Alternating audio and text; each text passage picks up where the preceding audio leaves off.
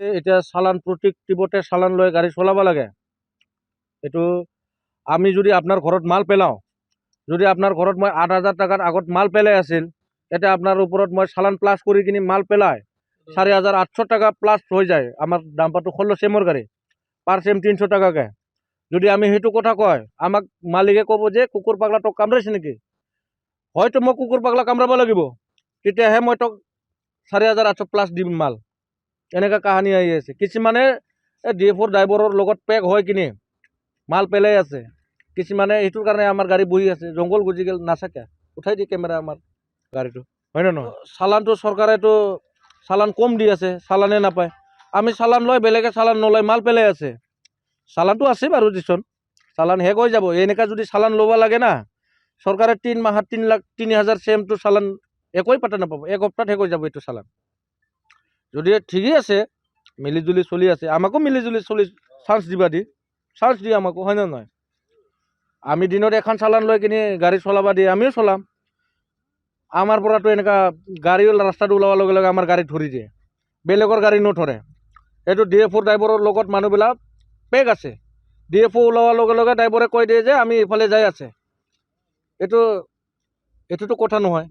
যদি সেনেকুৱা DFOৰ ড্ৰাইভাৰে যদি কিবা কৰি আছে, আমাকো কৰ, আমাকো খবৰ দি। এতিয়াতো গৰম বতৰৰ দিন, ৰেষ্ট নাপায় DFO, কুকুৰ পাগলাৰ নিচিনা DFO ঘূৰি আছে, গাড়ী ধৰি আছে, চৰকাৰৰ ৰুলটো ফ'ল' কৰি আছে DFOৰ ড্ৰাইভাৰৰ কোনোবা অনলাইনো দি আছে। সেইবিলাক চৰকাৰে যদি তদন্ত কৰে, চৰকাৰতো 1 ছেকেণ্ডত নালাগে এইটো, হয় নে নহয়? যদি লাইনত যায়, ৰুলত যায়, আজিকালিতো ডিজিটেল যুগ, পাই যাব লগে লগে। সমান হ'ব লাগে।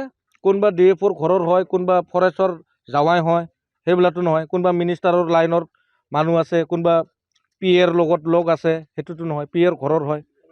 যদি ৰুল কৰিছে চৰকাৰে, ৰুল চবৰ লগতে সমান কৰিবি। কোনোবা চৰকাৰৰ ঘৰৰ মানুহ আৰু গাড়ী চলি থাকিব দিচোন, এনেকুৱা বুলি 100খন গাড়ী লৈ গাড়ী চলাই থাকিব দিচোন, আমি ক'ত চলাম? আমিতো কিবা এটা বেপাৰ কৰি খাই আছোঁ, আমাকো চলবা দিয়ে, আমাৰোতো ফেমিলি আছে। আমি চুৰ ডাকেত কৰি খাব লাগিব নেকি এনেকুৱা হ'লে? আজিৰ যুগত যেনিবা হাথিয়াৰ মুক্ত কৰিল চৰকাৰে, ঠিকেই আছে, বেপাৰ কৰি খাই আছে, খাবা দি চবকে ভালকৈ। কিবা এটা টেক্স লৈ আছে, টেক্সটো কমাই দি, ভালকৈ ৰেট ল।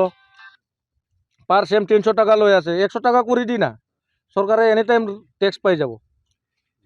চালান এভেইলেবল কৰি দি, 3 লাখ চেম যায়, 4 লাখ চেম যায়, 5 লাখ চেম যায়, চৰকাৰে টেক্সটো ল আৰামত, কিন্তু 100 টাকা কৰি দি পাৰ চেমত টেক্সটো, আমি আৰামত দিম। আৰু এইফালে চৰকাৰক আমি ফৰেষ্ট ৰয়েলটিহে দিলোঁ যেনিবা, পাৰ চেমত 100 টাকাই দিলোঁ বা 500 টাকাই দিলোঁ, 300 টাকাই দিলোঁ, সেইটো বাদে। কিন্তু MBAৰ পৰা কি কৰিবি? MBAটো টন চিষ্টেম চাই, আমাৰ টন কেপাচিটি 28 টন কেপাচিটি। এতিয়া চেমত জুখিলে 16 চেম ওলায়, টনত জুখিলে আমাৰ বালি হ'লে বেছি ওলায়, পাথৰ হ'লে কম ওলায়। সেইটোও চৰকাৰে ব্যৱস্থা কৰি দিব লাগিব। টন চিষ্টেমত চালান ল'ব লাগিব চৰকাৰে যদি এনেকৈ চায়। সেইটোৱে আৰু আমাৰ ক'ব লগা। কাৰ পৰা লয় আমি নাজানো, কিন্তু কেইটামান মালিকে এনেকৈ চলাই আছোঁ, এহেঁতৰ গাড়ী বিন্দাছত চলাই আছে। কাৰণ আজিৰ তাৰিখততো কোনো মহলত চালান নাই, চালানে নাই ক'ব গ'লে। কেনেকৈ গাড়ী চলি আছে এহেঁতৰ? চালান নোহোৱাকৈ কেনেকৈ গাড়ী চলাই আছে? সেইটোৱে আৰু বুজি আছে। DFOৰ লগত নাই, আমি জানোৱাৰ মতে DFOৰ লগত নাই। DFOক আমি বেয়া বদনাম নিদিওঁ, কাৰণ DFO বিৰাট চলিত মানুহ। মই দেখা পোৱাত এই গাড়ী ধৰি আছে, অফেন্স কৰি আছে, গাড়ী ধৰি আছে, অফেন্স কৰি আছে।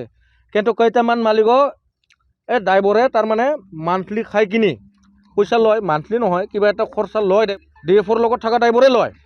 এই ইনফৰমেশ্যন দিয়ে ড্ৰাইভাৰে, যেতিয়া DFOয়ে গাড়ীত ৰখাৰ লগে লগে ড্ৰাইভাৰক কাণত দেখা পায় মোবাইল, এই কয় আমি যাই আছে, তই কোন আছে, ক'ত আছে, তোৰ গাড়ী চাইড কৰ, সেনেকৈ কৈ থকা আমি দেখা পাই আছোঁ DFOৰ ড্ৰাইভাৰক।